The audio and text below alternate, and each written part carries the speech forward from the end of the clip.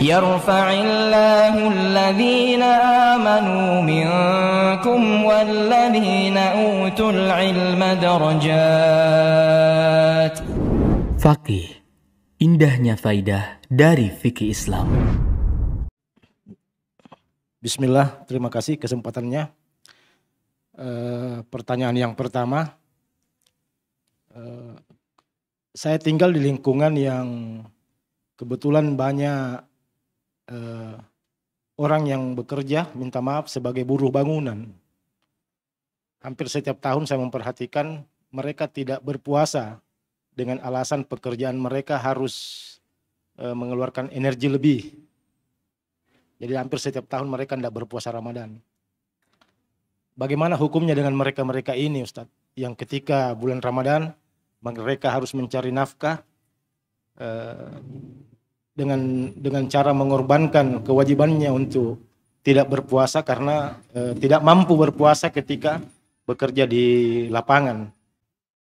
Bismillahirrahmanirrahim. Alhamdulillahirrahmanirrahim. Wassalatu wassalamu ala rasulillah wa ala alihi wa ashabihi wa man tabi'ahum bi ihsan ila yaumiddin, amma ba'd. Pada pertanyaan yang pertama, jadi ada 3 pertanyaan. Yang pertama terkait dengan orang yang bekerja atau buruh bangunan. Demikian pula orang yang bekerja pekerjaan yang lain dari jenis pekerjaan yang dilakukan oleh kaum muslimin di bulan Ramadan. Apakah mereka diringankan untuk tidak berpuasa karena pekerjaannya itu membutuhkan tenaga yang banyak? Disebutkan oleh para ulama rahimahumullah, ada beberapa golongan yang boleh tidak berpuasa di bulan Ramadan. Golongan yang pertama, musafir. Itu disepakati. Golongan yang kedua, al-marid. Orang yang sakit juga disepakati. Golongan yang ketiga, al-hamil awil murdi'. Orang yang sedang hamil atau menyusui, itu disepakati. Boleh baginya untuk tidak berpuasa di bulan Ramadan. Ini yang ketiga ini sama dengan 4, 5. Karena 2 ini hamil menyusui. Golongan yang keempat, al-kabir awil ajuz. Laki-laki yang sudah tua atau perempuan yang sudah tua yang tidak mampu lagi untuk berpuasa. Ini juga disepakati. Akan bolehnya dia untuk tidak berpuasa. Demikian pula golongan yang terakhir yang boleh untuk tidak berpuasa adalah orang yang khawatirkan dirinya kalau dia berpuasa dia akan binasa. Kalau dia berpuasa, dia akan wafat, dia akan meninggal. Ini juga termasuk yang boleh untuk tidak berpuasa. Tadi yang ditanyakan tadi, itu tidak masuk di situ. Bisa masuk di celah yang terakhir. Yaitu kalau dia khawatirkan dirinya akan binasa.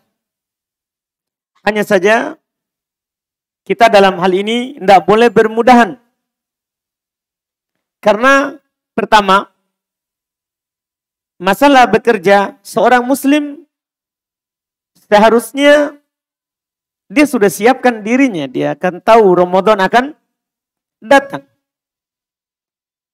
Dari Syawal dia sudah tabung. Ini untuk menyambut nanti Ramadan. Supaya Ramadan nanti saya tidak kerja.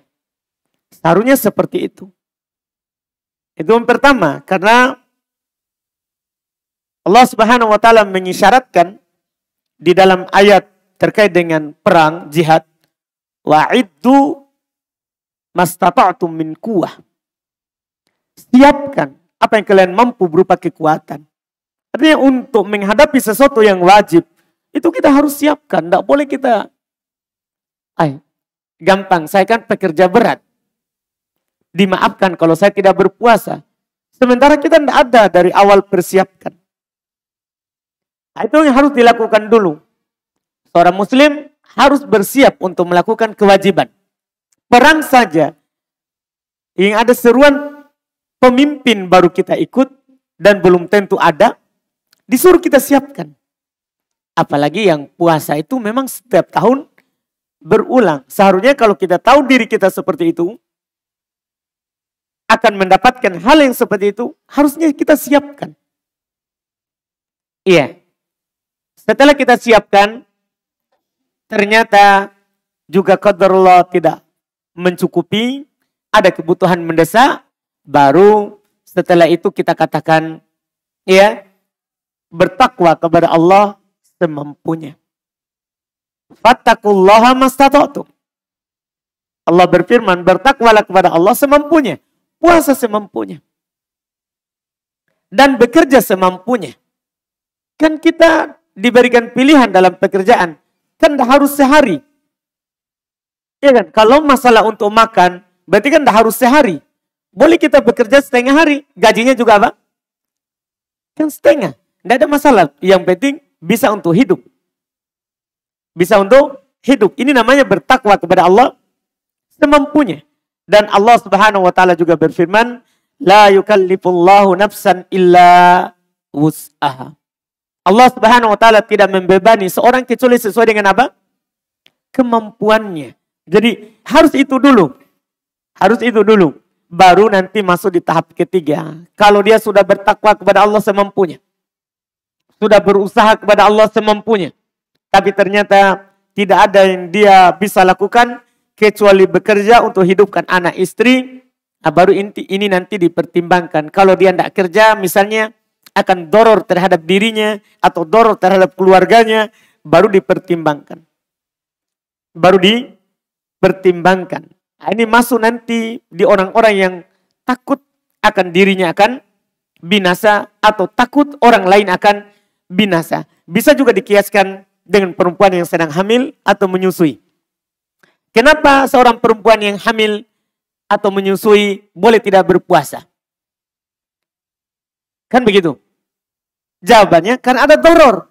Apakah doror terhadap dirinya atau doror terhadap janinnya? Kan begitu? Boleh dia tidak berpuasa. Maka yang seperti itu, tapi ingat, itu setelah kita melalui tahap-tahap tadi. Kita sudah persiapkan. Ya, tidak boleh sengaja. Oh, tidak apa-apa, tidak perlu disiapkan. Nanti kan datang Ramadan, kita dapat keringanan. Dapat keringanan. Dapat keringanan. Ini tidak boleh seorang bermudahan dalam hal ini. Intinya harus dia perhatikan. Karena ini masalah kewajiban. Bahkan bukan hanya kewajiban, sekedar kewajiban. Ini adalah rukun Islam. Puasa itu rukun Islam. Sama dengan sholat. Sama dengan sholat. Seorang sebagaimana sholat. Kalau tidak mampu berdiri boleh duduk. Kalau tidak mampu duduk boleh berbaring. Maka demikian pula rukun Islam yang lain. Rukun Islam yang lain. Dia tempuh hal yang seperti itu. Itu wallahu alam untuk pertanyaan yang pertama. Seorang jangan bermudahan. Jangan bermudahan. Dan sebagai penutup untuk pertanyaan pertama itu, ingatlah kalau kita tinggalkan bekerja karena Allah, ini untuk 30 hari saja. Allah akan memberikan kita ganjaran yang lebih baik daripada uang yang kita dapat dalam sehari itu. Kalau kita sebagai buruh berapa? Iya kan? Sebagai buruh berapa? Maka tentunya kita harus pikirkan, kalau kita tinggalkan itu karena Allah, Allah tidak akan menelantarkan kita. Allah tidak akan menelantarkan kita. Wallahu, ya, Allah Subhanahu Nabi SAW berkata, ihfadillah yahfadka. Ya, walaupun haditsnya panjang, cuma ini potongan yang pas dengan apa yang kita sebutkan. Jaga Allah. Artinya jaga batasan-batasan Allah yang diwajibkan kepada kamu, Allah akan menjagamu.